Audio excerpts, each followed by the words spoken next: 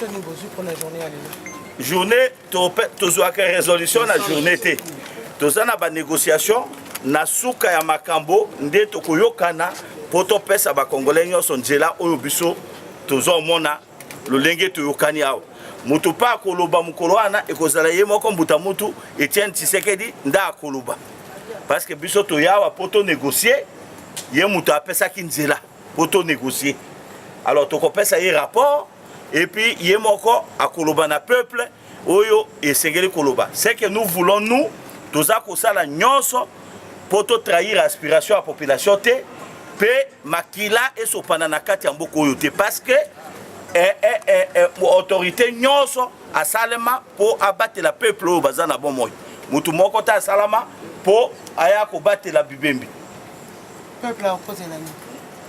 Hein? Peuple na biso opposé la nuit. Peuple a yibo ya zozila. Mais il y a un batini bino awo. Oui, c'est biso.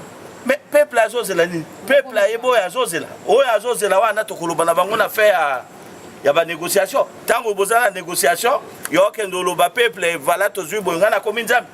Mais Président, il y a une rumeur qui court ici, selon laquelle que vous, quand vous soulevez la date du 19 décembre, le départ de Kabila, ça pose problème, il y a blocage. Maman, makambo, nga na yawa pona makambo. Il y a date, il y a 19 té, na yawa d'abord négociation. Est-ce que tu connais le 19? 4 jours. Hein? Awa to yena nous négociation. Bon moni ba komi ko ba sanction ya makambo ya ba visa ba nini tout ça là. Visa makambo wana ba sanction wana ezala bato ya opposition, ezala bato ya pouvoir. Mutu nyonso azande na collimateur ya bato wana.